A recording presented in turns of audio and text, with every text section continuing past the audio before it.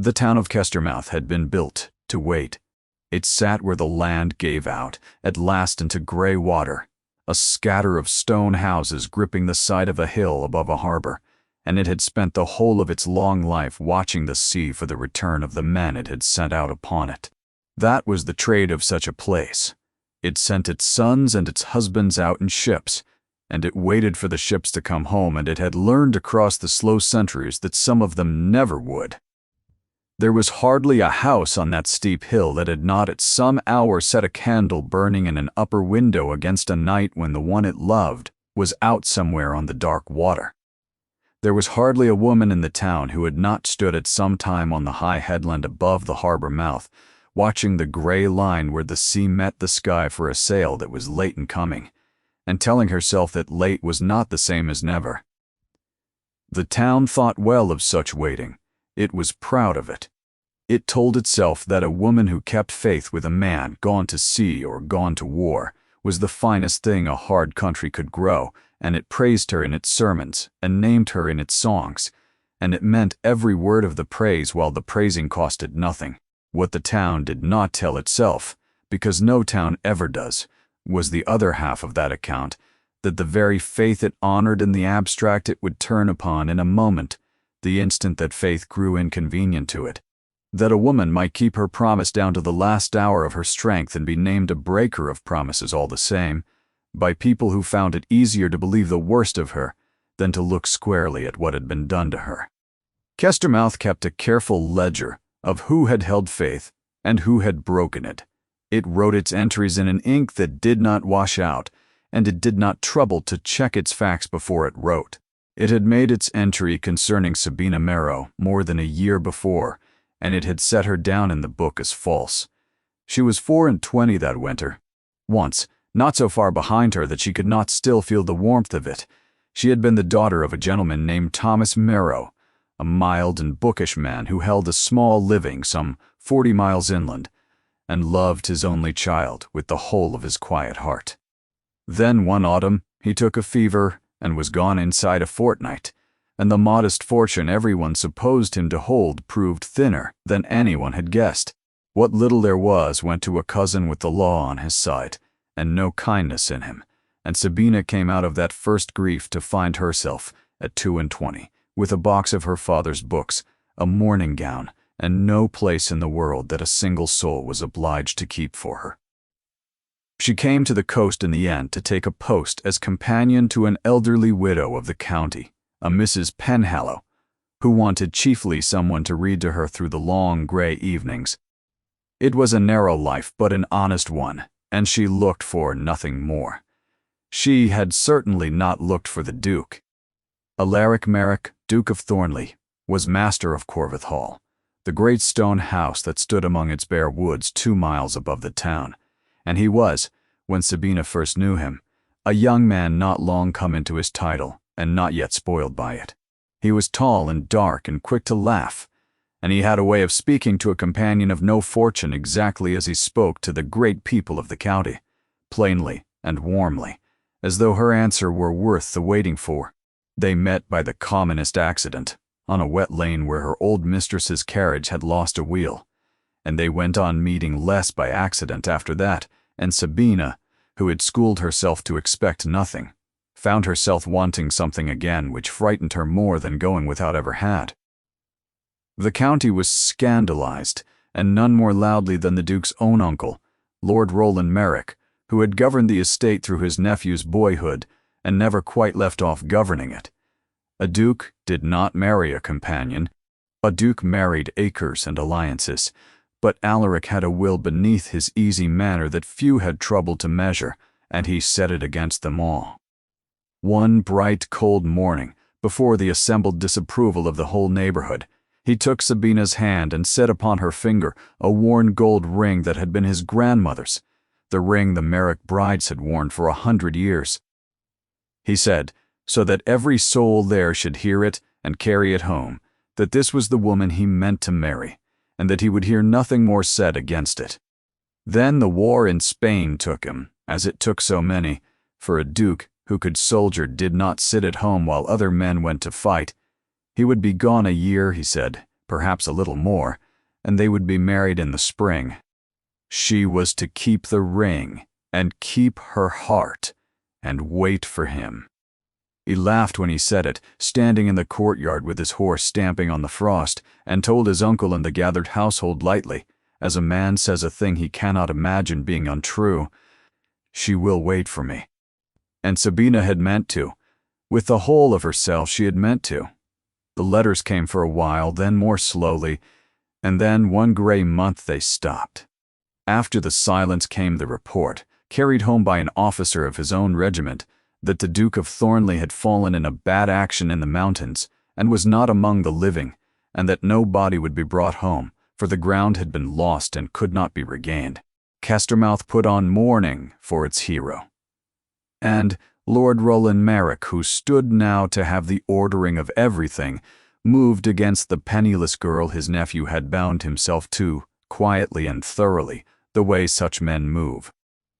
He told the county she had been a schemer who fastened on a boy for his fortune, and shown her true colors the instant the fortune passed out of reach. He put her out of Corvith, where she had been living under the protection Alaric himself had arranged before he rode away. And when she went, Sabina did the one thing left to her.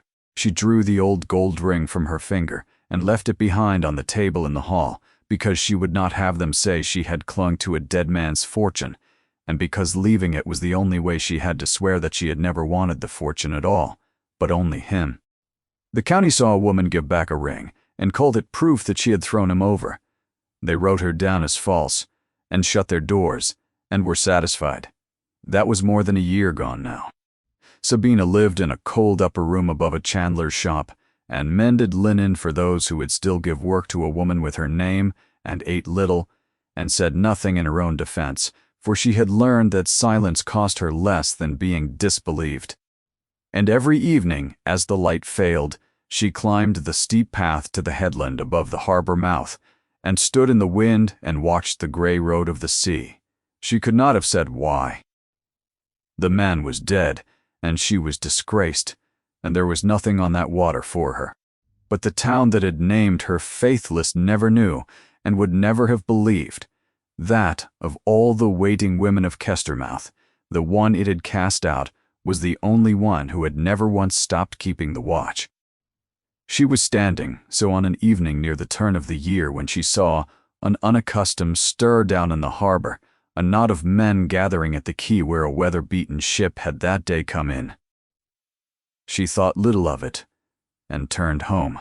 But by the time she reached her cold room, the rumor had come up the hill ahead of her, passing door to door in the dark, and it was so strange a thing that the town did not dare believe it, and could not let it alone.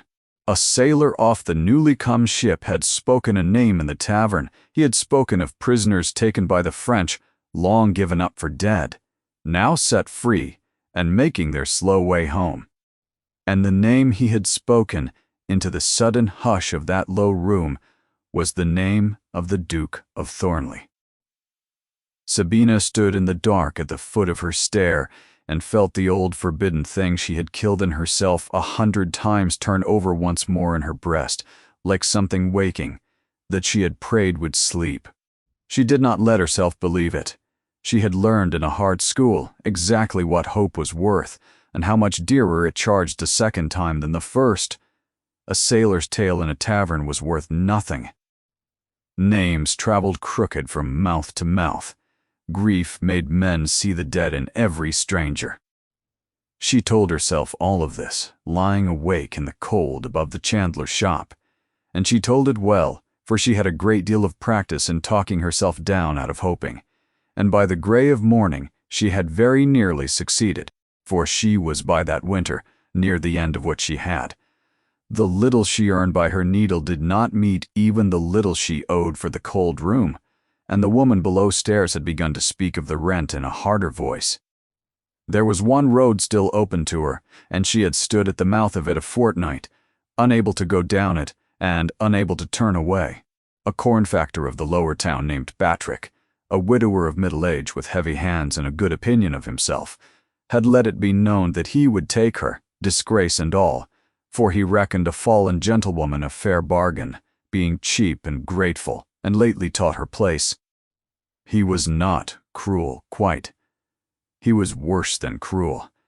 He was a roof and a plate of food set down every day, and nothing in the world beyond that, ever. And Sabina, on the morning after the sailor's tale, had all but decided that a woman with no bread could not go on refusing bread merely because the hand that held it out was one she could not love. That was how low the water had come.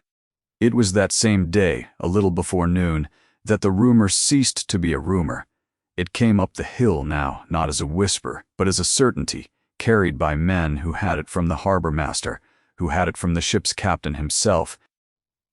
The Duke of Thornley was alive.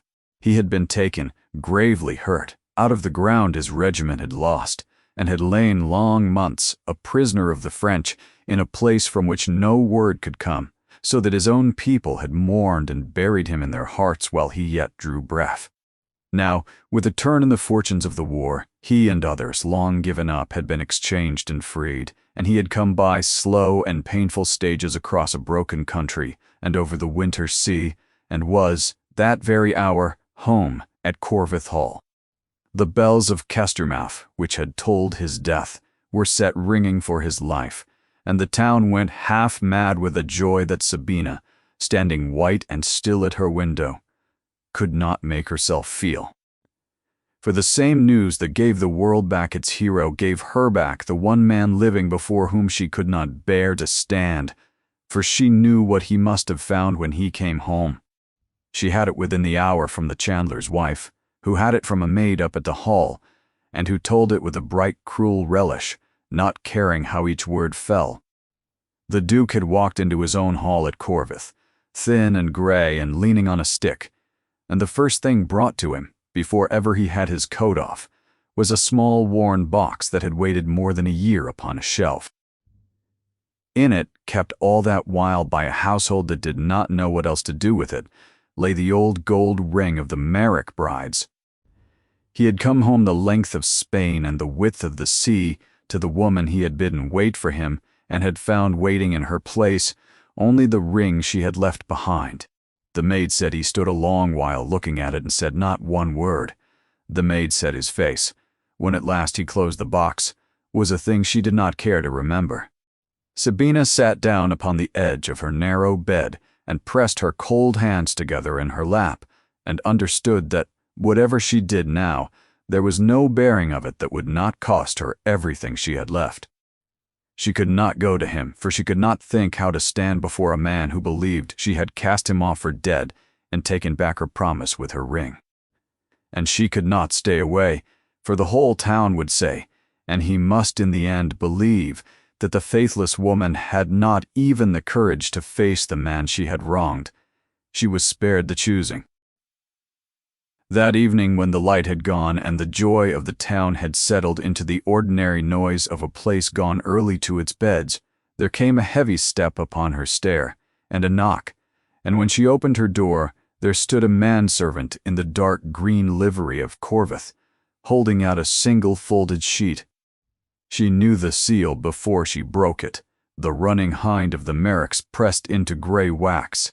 Inside were a bare few lines, in a hand she did not know. A hard, close hand that was nothing like the loose, warm hand of the letters she had once had from Spain and had burned, one by one, on the day she was put out of the hall. The Duke of Thornley required that Miss Merrow present herself at Corvith Hall the following day. A carriage would be sent for her at noon. That was the whole of it. There was no word of forgiveness in it, and none of anger, no greeting and no reproach, nothing a person might take hold of and read. It was as cold and shut as a barred gate, and it told her nothing except that she must come. Sabina stood in her doorway, the servant waiting, blank-faced in the dark below, the little gray sheet trembling in her hand, and she could not tell, however long she stared at those few hard lines, whether she was summoned to be pardoned or to be broken. She knew only that she had no power left in the world to refuse. She had that night and half the next morning to consider what manner of man it was who had sent for her, and everything she was able to learn only made the considering worse. For the Duke who had come home to Corvith was not. The town agreed in low voices. the Duke who had ridden away from it. They had loved the young man who left, with his quick laugh and his open face and his careless, generous ways, and they had wept for him honestly when they thought him dead. The man who had come back wore that man's name and lived in that man's house, but the people who had glimpsed him since his return spoke of him as of a stranger, and a stranger they were half afraid of. The war had done something to him that no one could put a name to, and everyone felt he was gaunt and grayed before his time, and he walked with a stick and a stiffness that would not leave him, and that was the least of it. It was his manner they could not account for. He had come back, shut. He spoke, when he spoke at all, in few hard words, and looked at whoever addressed him with a still and level look that made even bold men uneasy, as though he weighed them against some measure they could not see and found them wanting. Some said the long imprisonment had frozen something in him past all thawing. Some said, lower still, that a man did not come home from such a place with his wits whole, and that the Merricks would learn to their cost what they had got back. And some said, and these were the whispers that reached Sabina and would not leave her, that the Duke of Thornley had come home with a cold and settled purpose in him, and that the first business of that purpose was to have his reckoning with the woman who had given him back his ring and thrown him over for dead. What troubled her more than any of it was a smaller thing, and a truer one. His uncle was much at his side. Lord Roland Merrick, who had ruled at Corvith while his nephew was thought to lie in Spanish ground, who had cast Sabina out and blackened her name across the county to justify the casting, had not been sent away in disgrace upon the master's return, as she might have hoped and as justice would have asked. He was there. He was there at the Duke's elbow, she was told morning and night, the trusted uncle welcoming home the mourned nephew, and it did not take a clever woman to guess whose account of the last 2 years had been the first poured into Alaric's ear, long before Sabina could speak a word of her own. Whatever the Duke believed of her now, he had learned it from the very man who had most reason in the world to see her damned, and Sabina had no witness, no letter, no proof of anything, nothing to set against a magistrate's word but her own bare truth, which no one in that county had ever once found worth the hearing. She might have run. She thought of it in the small, cold hours. She might have taken the little she had and gone out of the county before the carriage came, and let them all say what they liked of a coward, and never stood in that hall to have her heart put out like a candle. But the strange thing, the thing she could not explain to herself, was that under all her fear there ran a current that pulled the other way, steady and deep and impossible to argue with. For more than a year she had climbed to the headland every evening and kept a watch she knew to be, for nothing, over a man she knew to be dead. And now the man was not dead. He was alive 2 miles off behind the grey walls of Corvith. And the same faithfulness that had held her on that cold headland, when there was no earthly reason for it, would not now let her turn her back and flee the country while he lived and breathed and had asked, however coldly, to see her face. She did not go to him because she hoped. She had no hope left. She went because she found, when it came to it, that she was made in such a way that she could not do otherwise, and that this was either the best thing in her or the most foolish, and that she was too tired at last to know which.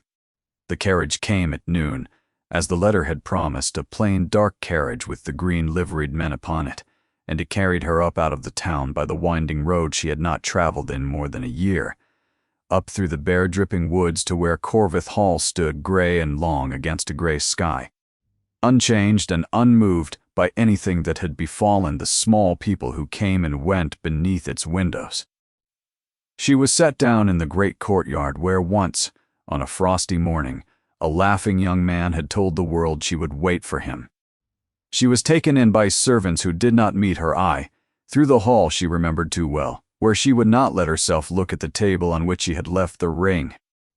She was led to a cold paneled room where no fire had been lit, and there she was left to stand and wait, her hands folded before her, and her head high, and her heart going hard and uneven against her ribs. Then she heard, somewhere far off in the house, a slow and uneven step, a man's step, heavy upon one side, coming nearer along the stone passages, coming toward her. Sabina Marrow fixed her eyes upon the closed door and stood very still and waited to learn at last, after more than a year of silence, whether the man on the other side of it had sent for her to forgive her or to destroy her. The door opened, and the Duke of Thornley came into the room, and Sabina, who had spent the whole of the night and the long jolting drive teaching herself to expect the worst, found that she had braced for the wrong thing entirely. She had made ready for the hard, cruel stranger the town described, for a cold eye and a colder tongue, for accusation, for the slow, deliberate cruelty of a powerful man taking back what a powerless woman was said to have done to him. She had told herself she would bear it with her head up and her hands still, and give him no more of her breaking than she could help. She was not made ready for the sight of him. He was so changed that for a moment her heart refused the plain evidence of her eyes. The man who had ridden laughing out of that courtyard had been young and quick and sure of the world. The man who came slowly through the door now leaned upon a stick, carried one shoulder lower than the other, and had gone gray at the temples before his time, and his face, which she had known warm and open, was worn down to something spare and guarded, the face of a man using all he had merely to hold himself upright. Only the eyes were, as she remembered.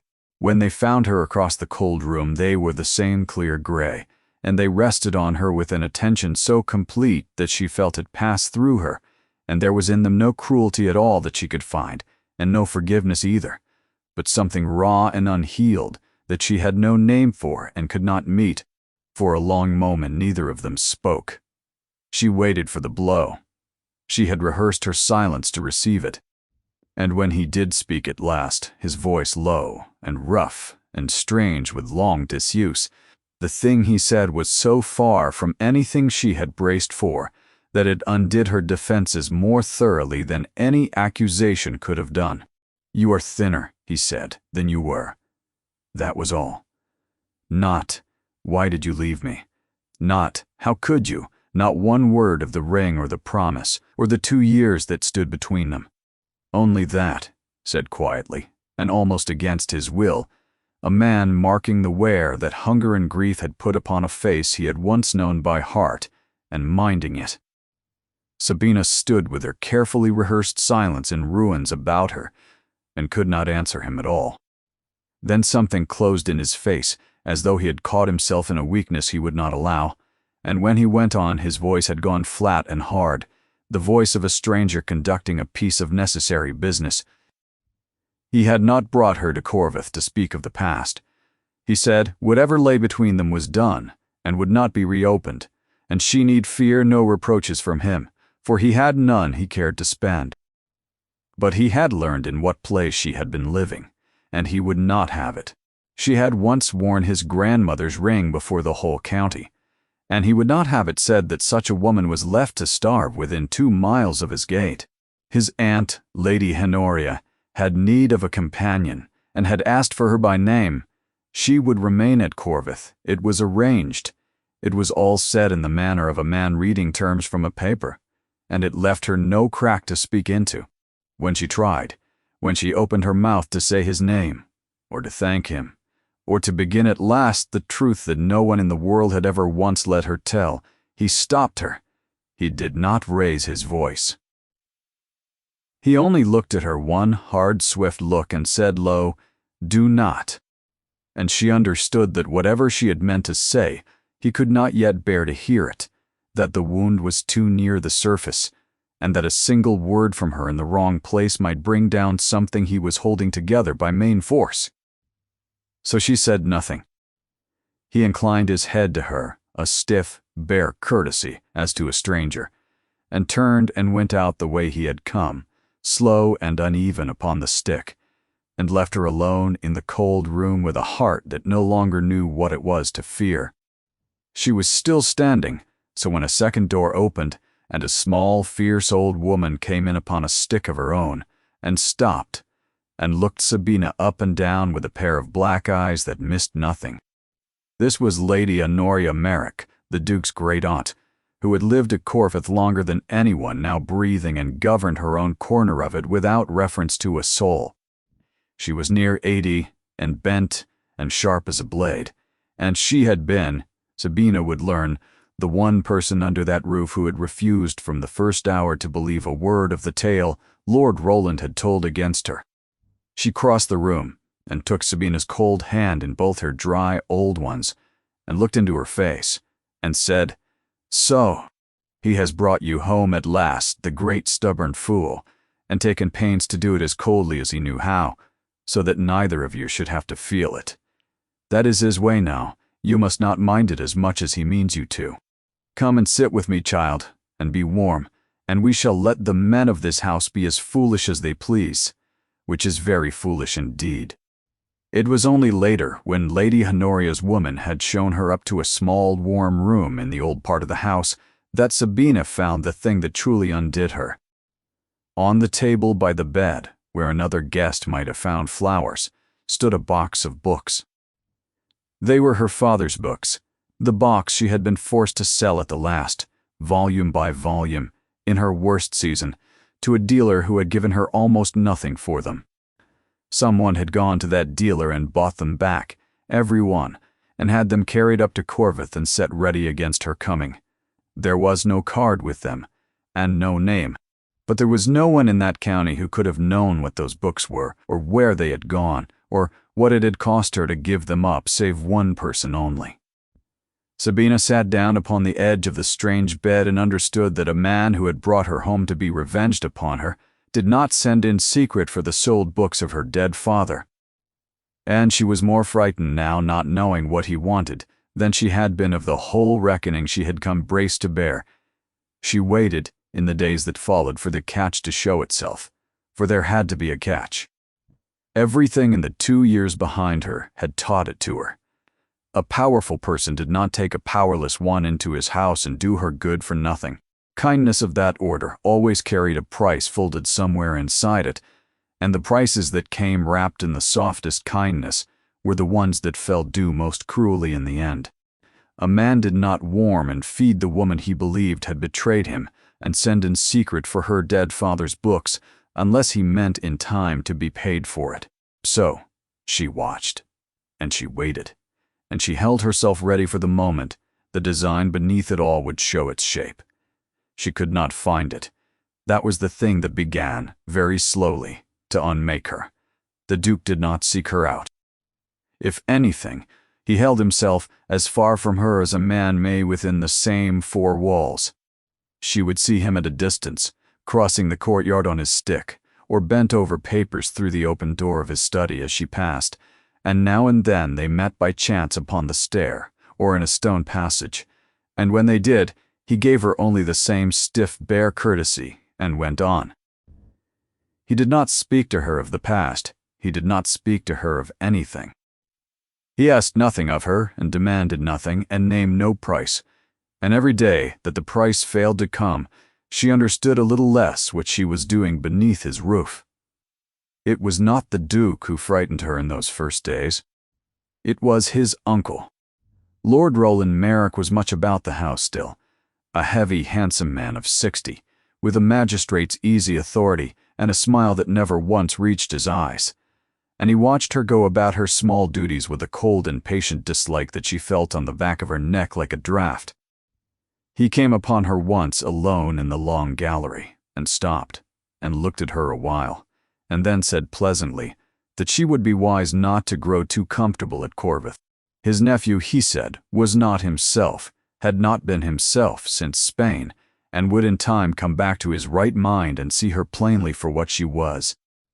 When that day came, she would do well to be already gone, with whatever she had contrived to gather, rather than be put out a second time before the whole county. He said it all as gently as a man might give a kindly warning to a friend, and then he inclined his head and left her.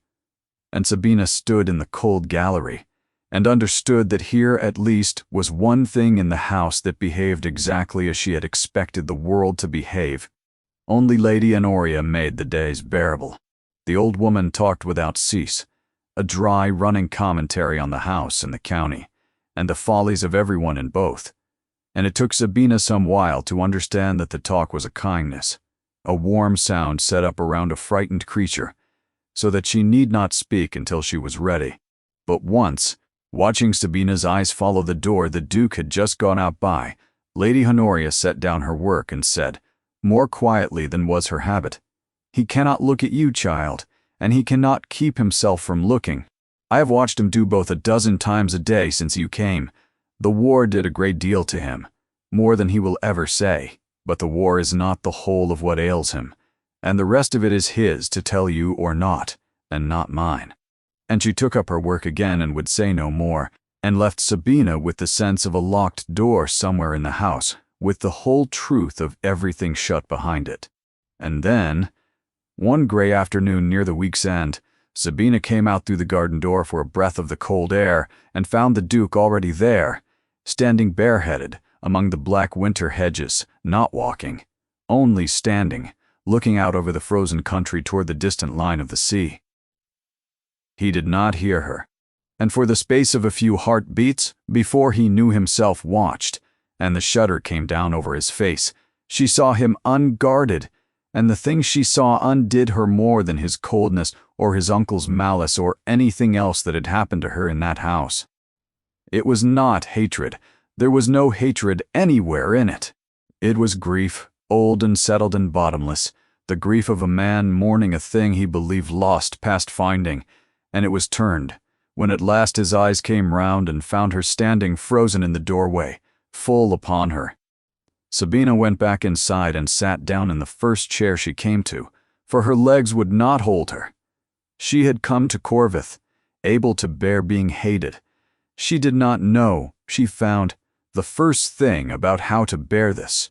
She began, after that, to learn the man through the only language he still trusted, which was not speech but doing, and everything she learned of him by, it stood square against the story the whole county told. For the town said he had come home cruel, and she looked for the cruelty and could not find it.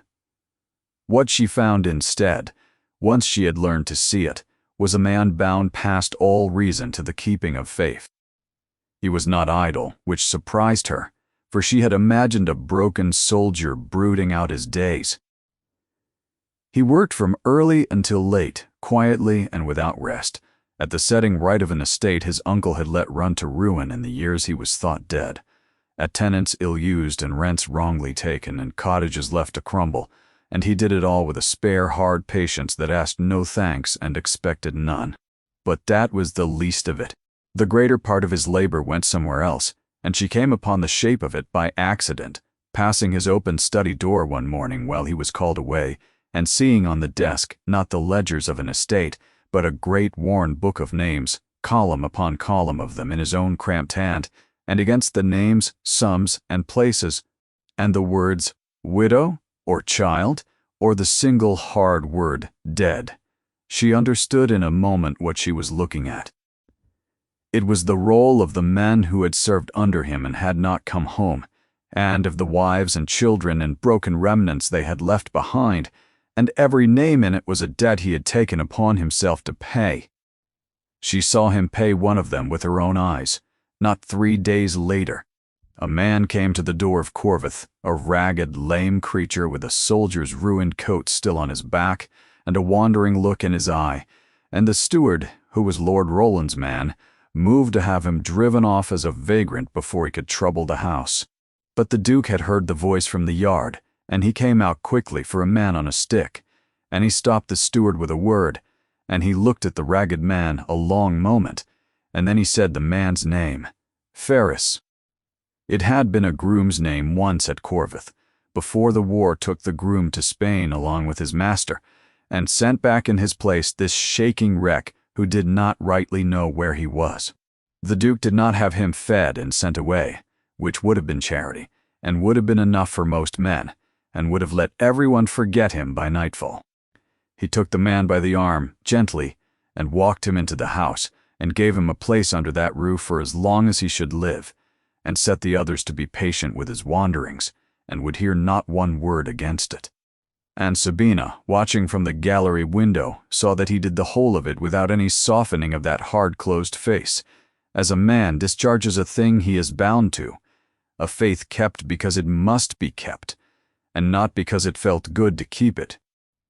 It came to her then, standing at the window, that she was one of a great company, and had been from the first. All through that county and beyond it, in cottages and poorhouses and the ruined coats of wandering men, were people the Duke of Thornley had quietly refused to let fall, people bound to him by nothing but his own unbreakable sense of what was owed. She had thought herself alone in the strange debt he seemed to feel toward her. She saw now that she was one among many, and that the same terrible faithfulness that had bought back her father's books had bought Ferris a bed and a dozen widows their bread, and that it ran in him deeper than the war, deeper than the wound, deeper than anything the town had ever guessed when it called him mad or cold or cruel. And that was the unbearable part when it came clear to her. For a man so made, a man who kept faith with the dead and the ruined and the mad because he could not do otherwise, was the last man on earth who could forgive or even understand a woman he believed had broken faith with him. Lady Honoria, when Sabina said something of this to her, was quiet a long while. "You have found him out, then," she said at last. "Yes. He keeps faith with all the world, and cannot be got to see that the one faith he believes was broken, never was broken at all. The thought of you was the thing that carried him through that prison child. He has as good as told me so once, and never again. He held to you in the dark of that place as a drowning man holds to a spar, and it kept him alive when better men let go and were lost. And he came home the whole length of the earth to find a ring waiting where a woman should have been, and his own uncle standing ready with the tale of how she had thrown him over the moment he was thought dead. The war could not break him. That did." She looked at Sabina with her bright old eyes. "There is more to it than even that, but the rest is his, and I have said too much already." Sabina turned back to the window, and there below in the yard was the Duke, watching old Ferris being led gently in out of the cold, and as she looked he raised his head, as a man does who feels himself observed, and their eyes met across the gray air, and for one unguarded moment the whole of it was there between them. The faith he had kept, and the faith he thought she had thrown away, the lie that stood between two people who had each, in their separate darkness, kept the other alive. Then a door opened below, and Lord Roland's voice came across the yard, easy and pleasant, calling his nephew into some business that would not wait, and the Duke's face closed over like water, and he turned and went in. And Sabina understood, watching the uncle's hand come down upon the nephew's shoulder, that the truth was there, close enough to touch, and that there was one man in that house who had staked everything he had upon its never being spoken. It was through the book of names that they came, by slow degrees, to something that was almost speech, for the work of it was more than one broken man on a stick could carry, and Lady Honoria was too old for the writing and the walking it asked, and so it fell, without anyone quite deciding that it should, to Sabina. She began by copying fair the letters he had roughed out, and then by keeping the book herself, and then by going down into the town and the villages to the cottages where the names in the book had faces, carrying what he sent and bringing back word of what was truly wanted. For the widow of a private soldier will tell a plain woman in a plain gown what she will never tell a duke. It suited Sabina as nothing had suited her in years. She had spent 2 years being one of the world's unwanted, and there is no surer cure for that particular wound than the finding of others more unwanted still, and the being to them of some use. And, around the work, in the study at Corveth with the book open between them, the Duke began of very little to speak, never of the past, never of Spain, nor of the ring, nor of the 2 years, nor of anything that lay behind the wall he had built, but of the work. He would speak of this widow and that orphan, and what was owed and how it might best be paid. And Sabina found that when the matter was the keeping of faith with the helpless, the shut-hard man had a great deal in him to say, and said it with a dry exactness that was, Once she had learned to hear it not so very far from the old warmth. She caught herself saving up things through the day to tell him at the book, an odd turn of phrase from a cottage, a child saying a small victory wrung out of the parish, and she caught herself too, watching for the rare moment when something she said would surprise the ghost of a smile onto that guarded face, and she knew both these things for danger, and did them anyway. Then there came the matter of the widow Sennen, and it showed Sabina to him, though she never knew it, as nothing else could have done. The girl was the widow of a sergeant who had died in the same action that was said to have killed the Duke, and she had come to the county with a child at her breast and no lines to prove her marriage, for the register had gone with the regiment, and the regiment's papers were lost with its dead. Lord Roland's steward, a hard, careful man named Marsden, was for striking her from the book, as an impostor imposing on the master's well-known softness, and the thing he meant to do might have been the ruin of the girl, for a widow struck off as a cheat has no character left to carry anywhere. And Sabina, who had every reason under heaven to keep her head down, who knew that to cross Lord Roland's man was to put a stick into Lord Roland's hand, did not keep her head down. She stood up in that room, before the steward and before the Duke, and said that she knew the girl, that she had sat in her cottage and seen her grief, and that she would stake what little was left of her own good name, that the marriage was true, and the woman honest. She had herself been called a cheat and a schemer, she said, by men who found it cheaper to believe it than to look, and she knew the sound of it too well to stand by while it was done to another woman who could no more prove her honesty than Sabina had ever been able to prove hers. She said it with a heat she had not known was in her, and when it was out she was afraid, for she had just made an enemy of the one man at Corveth she could least afford to cross. The Duke had said nothing through the whole of it. He sat with the book before him, and his grey eyes going from the steward to Sabina and back, and when she was done and the room was still, he closed the book and said quietly that the widow Sennen would stay in it, and that Marsden would find her a cottage and see her wants met, and that he had had a bellyful in his life of honest people called cheats by men too idle to look. And then he looked at Sabina full and long, and there was in his worn face something coming apart, some certainty he had been holding cracking clean across, as a man looks who has been told a thing for a fact and has just watched the fact give him the lie. For he had made himself believe, because the ring in the box had seemed to prove it, that Sabina Marrow kept faith only so long as it paid her, and threw it off the moment it cost. And he had just watched her risk the last safe thing she owned to keep faith with a friendless stranger who could do nothing for her at all. It did not fit. It would not fit however he turned it, and he was a man who could not let a thing lie that would not fit. Sabina, seeing that look and not understanding it, saw only that some trouble had gone into him deep, and could not know that she had, with a few hot words spoken for another woman's sake, begun to pull down a wall that 10,000 of her own pleadings could never have touched. She found the letters a week after the matter of the widow, folded into the back of the book of names where no fair copy ever went, and she knew, as she read them, that she had come at last upon the locked door Lady Honoria had spoken of, and that it stood ajar. They were in his own hand, though a hand gone shaky and cramped, written on whatever scraps a prisoner could come by, and they had never been sent, for out of that place nothing could be sent. They were letters to her. Some were no more than a line, a scratched date, and a word to say only that he lived and thought of her. Others ran the length of a whole cramped scrap, and in those he spoke to her as though she sat across the table from him, of the cold and the hunger and the slow suffering of the men, and of how the thought of her was the one warm thing the winter of that place could not put out. And from them, and from what Lady Honoria told her after, when she came upon Sabina sitting white and still with the packet in her lap, and did not scold her for the reading of it, but sat down and told her the rest, Sabina put together at last the whole of what had been done to Alaric Merrick. 1. And the 2 years she had spent believing him dead.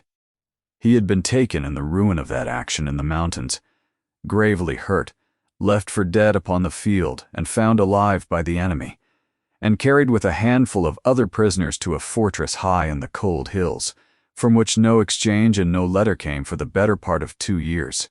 It was a place built to break men, high and cold and forgotten, where hardship and sickness wore the prisoners down through the long winters, and where a man learned soon enough that the world had let go of him and he might as well let go of himself. The French had offered him, as a duke and an officer of rank, a parole and an early exchange, and he had refused it more than once because it did not reach to the common men taken with him, the wounded who could not be moved and would be left behind. He would not buy his own freedom with their abandonment, though it was offered him plainly, and though every reason in the world urged him to take it. So he stayed. He gave his own rations to the sick, and went hungry, and sat with the suffering, and kept faith through cold and hardship and despair with men who had no claim on him in all the world, save that they had fought beside him. And the thing that held him upright through the whole of it, the letters said, in words that Sabina could scarcely read for the blurring of her eyes, was the certainty that a woman waited for him at home. He had made it his anchor, when a boy of 17 lay near his end in that place through a long cold night, frightened and far from his mother, and certain the world had forgotten him. Alaric had sat with him hour upon hour, and told him of the woman who waited at home, and of the wedding there would be in the spring, and had made the boy believe, out of the strength of his own certainty, that such faith was real and alive in the world, and worth holding to even there. And the boy had gone the easier for the believing of it, holding the Duke's hand, comforted at the last by a promise that was not even his own. That was what the thought of her had been to him. Not a comfort only, a proof that faith kept in the dark was not a fool's dream, held up like a lamp in the worst place on earth for himself and for dying men. He had come home the length of Spain and over the sea, holding that faith and those unsent letters, and he had walked into his own hall and been handed the ring waiting where the woman should have stood, and his uncle at his elbow with the tale all ready, that she had thrown him over the very week he was reported dead, taken back her promise and her ring and gone. The war had not broken him, that broke him, for it was not a woman only that he lost in that hour. It was the thing he had staked his soul and other men's dying upon. He had held a lamp up in the dark and made a frightened boy believe in it to the end, and had come home, as he thought, to be shown that the lamp had been a lie the whole time. Sabina sat a long while with the letters in her lap after Lady Honoria had gone.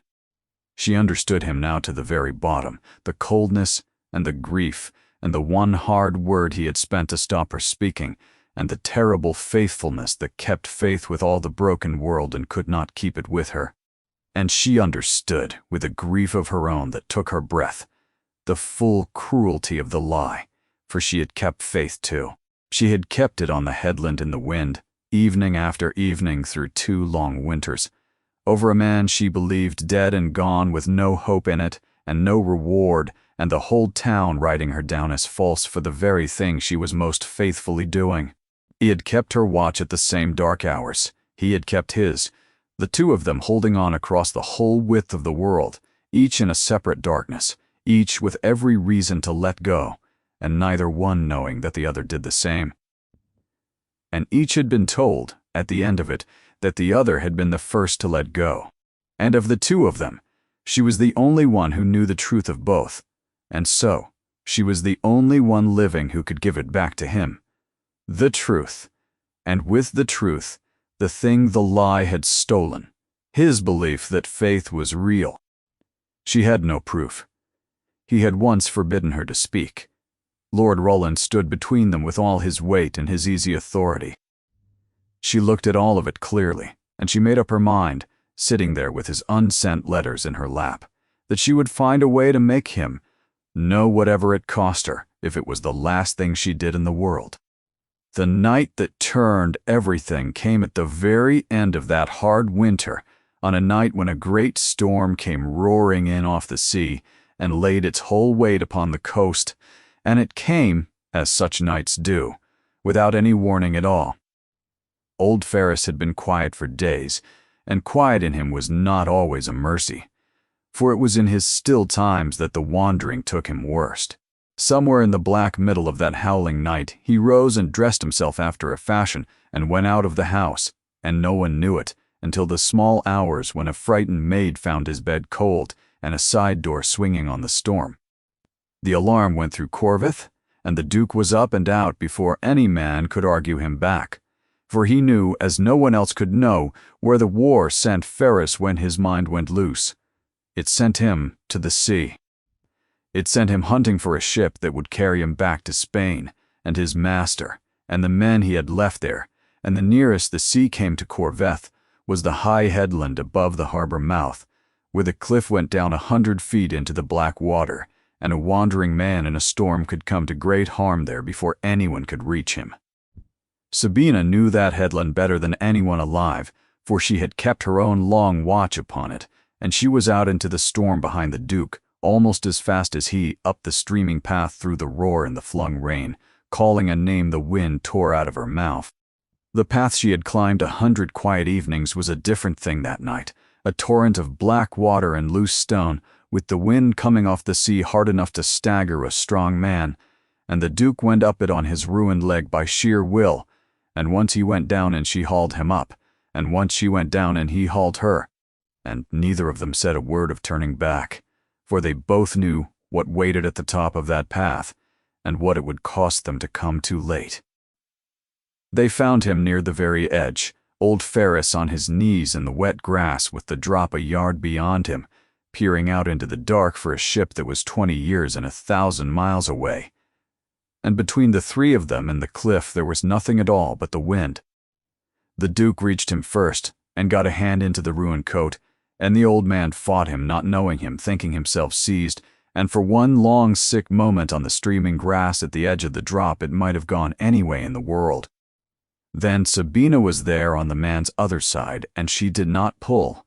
She spoke, low and steady, into the wind, the way she had learned to speak to the frightened and the lost in 100 cold cottages, and something in the ruined mind heard her and quieted, and the fight went out of him, and together the two of them, without a word passing between them, they drew old Ferris back from the edge and turned him and got him down the path and home.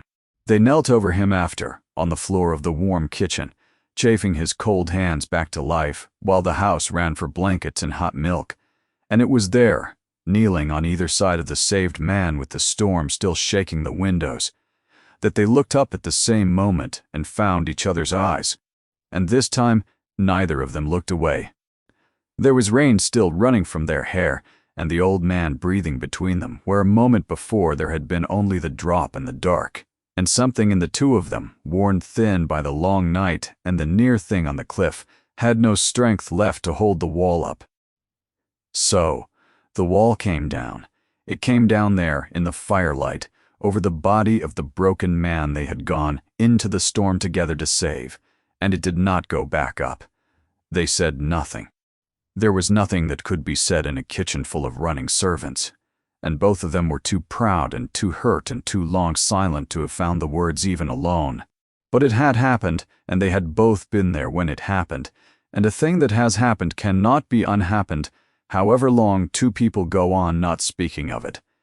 What neither of them saw was the other watcher. Lord Roland Marek had come down at the alarm like everyone else, and he stood now in the kitchen doorway in his dressing gown, and he looked at his nephew, and the ruined girl kneeling over the vagrant with the storm in their hair, and that naked thing plain on both their faces, and he understood in one cold instant exactly what he was looking at, and exactly what it meant for him. He said nothing either. He only turned and went back up to his room, and by the time he reached it, he had decided that he had let the business run on quite long enough, and that the time had come to end it. Lord Roland Marek had not spent his life climbing quietly to the mastery of a county without learning to read the weather in a house, and what he had seen in the kitchen told him all he needed.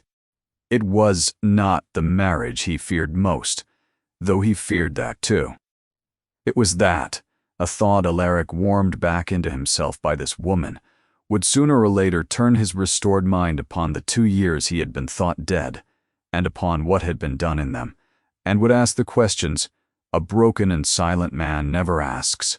For Lord Roland had not merely cast Sabina out in those 2 years. He had used the time as such men use a fortune left unwatched. He had sold what could be sold, and taken what could be taken, and covered it as well as he could against a master who was never coming home. And the casting out of Sabina had been but one stroke of it, the removal of a girl who might one day be a duchess and asked to see the accounts. His safety and his standing both rested on one thing only, that Alaric Merrick should remain broken, silent, and sure of the lie, and so he moved to make certain of it in the way of such men, pleasantly, and by the cheapest and most deniable road there is. He did not accuse, he grieved. In the right ears, over the right tables, with the right heavy sighs. He let it be understood that his poor nephew was not himself, had come back from that dreadful place with his reason turned, that he squandered the estate upon vagrants and madmen and a scheming companion, and had fallen once more, God help him, under the spell of the very adventuress who had jilted him for dead, and now saw her chance to be a duchess after all. It was a thing so easily said, and so hard to answer, for it asked no proof, and left no mark, and it worked its way through the drawing rooms of the county the way damp works through a wall, unseen until the whole of it is rotten. A dozen people who had never once given a thought to the Duke's soundness began, after a heavy sigh from his uncle, to say that they had always feared as much. And from that soil, so gently planted, he raised the thing he had wanted all along. It was a family's sad duty. He let it be known to protect a man from himself when his mind had failed. There would be a gathering at Corvith of the family and the chief men of the county, and a physician of good standing, to see the poor Duke's state for themselves, so that his affairs might be placed, for his own sake, in steadier hands. Every one understood whose steady hands were meant. It was Lord Roland himself who told Sabina, for he wished her to understand her part in it. He came to her in the long gallery, pleasant as ever, and laid the whole of it out, and then he showed her the trap she stood in the middle of. While she remained at Corvith, he told her she was the living proof of everything he said. Her presence in that house was the surest evidence of the Duke's unsoundness that any physician could ask. The schemer in possession, the great man ruled by a fallen woman. Stay, and she would with her own 2 hands deliver Alaric bound into his uncle's keeping and see Lady Honoria shamed along with him. Go, quietly. And the case fell to pieces for want of its center. He was a reasonable man, he said, and would see her comfortably provided for the journey, and he named a sum, and stood waiting with the pleasant patience of a man who has never once in his life been refused a thing he was willing to pay for. Sabina did not take his money. She would not take 1 coin from the hand that had ruined her father's memory and her own name, and now reached for Alaric's very mind. But she saw, with a sick and perfect clearness, that in the one cruel thing he said, Lord Roland was right. Her presence was the weapon. While she stayed, she was the proof, and every kindness done her, the bought books, the place at Corvith the widow saved, could be turned into evidence that the Duke was mad. She had come to Corvith to be at last of some use to the man she loved, and she saw now that the only use left her was to take herself away, that the one thing she could do for him, and for the fierce old woman who had befriended her, was the very thing Lord Roland wanted, to go and let the case for his madness go out of the house with her. It was the bitterest thing she had ever been asked to understand, that her love, which had wanted only to be of some use to him, at last, had become the very weapon that would be used to destroy him, and that the one gift she had left to give him now was her own absence. And so that same evening, for the second time in her life, Sabina Marrow prepared to give up everything to save the people she loved from being ruined by her nearness. She would not creep away in the dark as she had the first time. She would tell him plainly, and then she would go. She found him in the study where the book of names lay open, and she stood in the doorway and made herself begin. She said it all plainly, because he was a man who trusted only the things that were real, and a plain truth plainly told was the realest thing she had left to give him. She told him what his uncle meant to do, and how, and that her being at Corvith was the whole engine of it. She told him that she would not be the ruin of him and of Lady Honoria both, that she had been that kind of ruin once already to people she loved, and would not be it again. She said that she knew now why he had truly brought her home, that she had read the letters and knew what the lie had cost him, and what he had done in that prison, and what he had believed about her that was not true, and that she was more sorry than she had words for, that she could not prove it to him before she went. She released him from all of it. She asked only that he let her go quietly, before the gathering, so that the weapon should be gone before it could be used. It was, she said, the last thing left in the world that she could do for him, and she was asking him to let her do it. There was a long silence when she had finished, and she watched him reach, out of 2 years of habit, for the pen upon the desk, to write his answer as he had written everything for so long, rather than speak it. And she watched him look at the pen, and set it down. He came round the desk, slow on the stiff leg, and stood before her, close, so that she had to lift her face to his. And when he spoke, his voice was rough and low, and shook a little, the voice of a man doing a thing that cost him more than she could know. "No," he said, "you will not go." He drew a breath. "I let you believe I thought you false, because it was easier than the truth. And I have done everything the easy, silent way for so long that I had forgotten there was another. But hear it now. I never wholly believed it. Not from the first hour. They put the ring in my hand and told me you had thrown me over, and every proof was against you, and still some part of me that the prison could not kill would not lie down and believe that the woman who kept me alive in that place had done it. That is why I sent for you, not for a reckoning, because I had to look at your face and know. And when I looked at your face, I knew." He stopped, mastered his voice, and went on. "I have not been idle since. I do in silence what I cannot say. You have seen it. I have spent these weeks doing the one thing that might save us both. I have been gathering the truth, and I have it now." He looked at her, and the whole of the winter was in his face, and the whole of the wound, and something else past both. "Tell me the rest of it, all of it. I forbade you once. I was a coward and a fool. Tell me now, and I will hear every word." And so at last, in the lit study, Sabina told him. She told him how his uncle had cast her out the week the false report came, and branded her a schemer to the county to cover the doing of it, and how she had left the ring behind on the hall table, not because she threw him off, but because she would not have them say she clung to a dead man's fortune, because leaving it was the only way. She had to swear before them all that she had wanted him, and never his money. She told him what the ring, waiting there, had truly meant. And she saw the last of the lie go out of him as she spoke, and something come up in its place that she had thought she would never see in that worn face again. And it was not the young man's careless warmth, for that was gone forever. But it was better, for it had been through the dark and come out the other side, and chosen, with its eyes open, to trust again. He did not take her in his arms, not then, for there was a thing to be done first. But he took her hand, the bare one where the ring had been, and he held it, and he said, "Then we will not run from him. We will let him have his gathering, and I will answer it." The gathering was held 3 days later in the great hall at Corvith, and all the weight of the county came to it, drawn by the sad and delicate business of a mad duke and his family's painful duty, and Lord Roland Merrick moved among them gracious and grave and certain, at the very summit of his power, for his whole plan rested upon one thing, that the broken silent man at the head of the house would sit, as he always sat, and say nothing, and let the tide take him.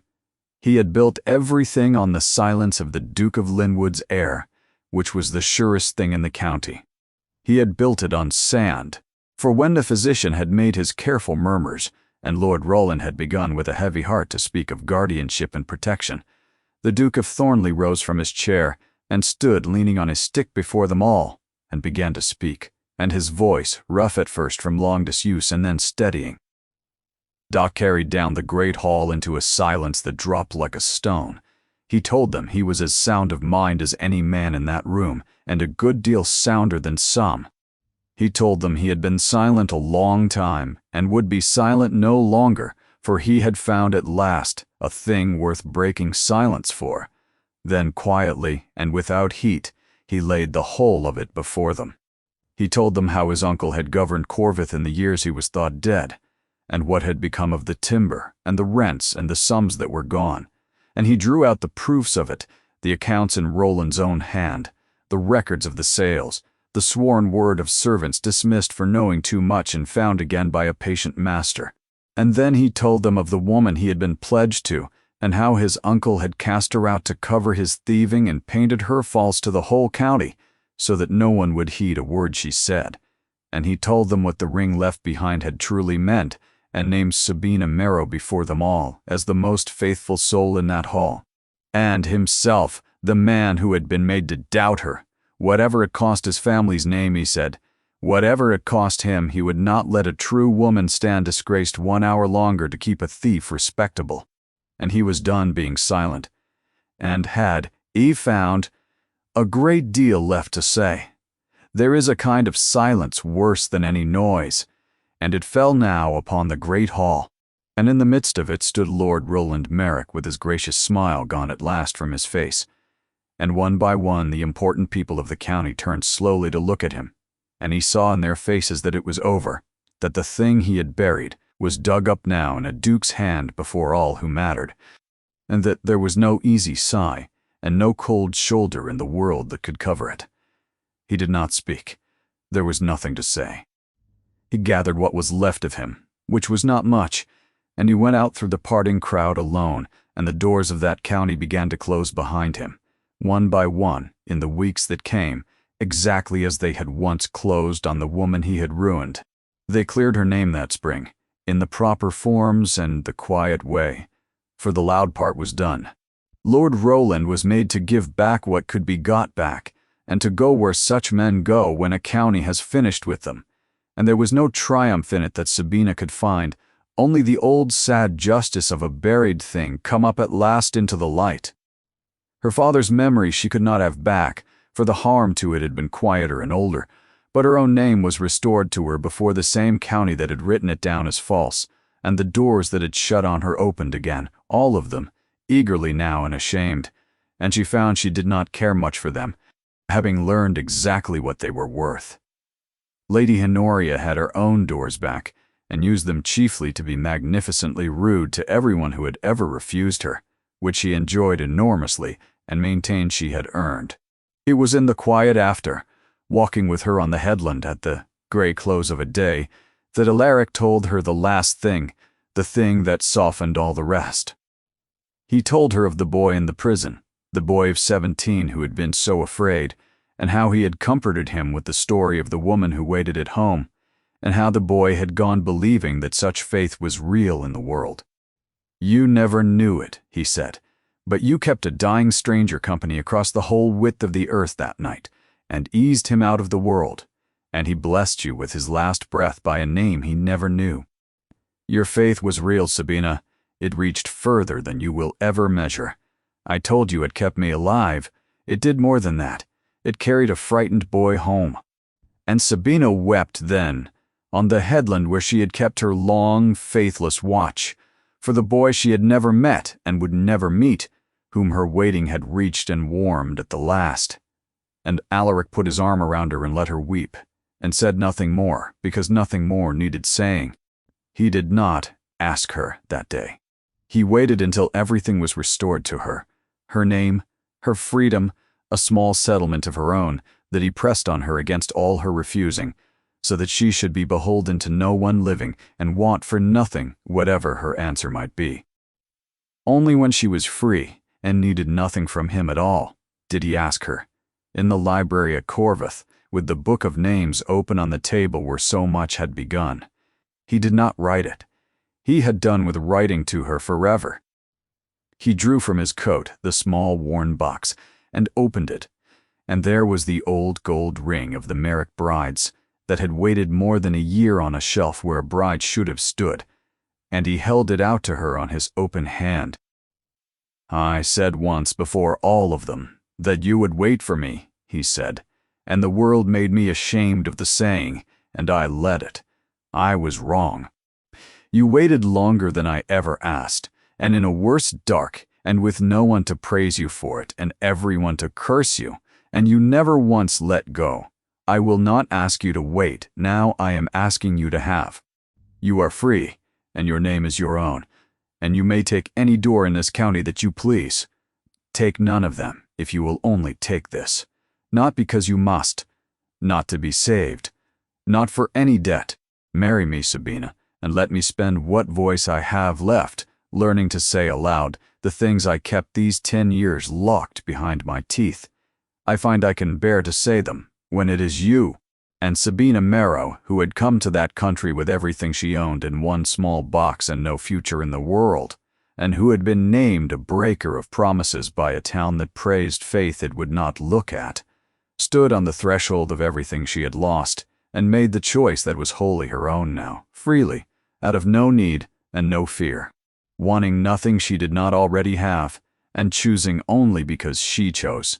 "You bought back my father's books," she said, "before you had one shred of proof that I was not the thing they told you I was.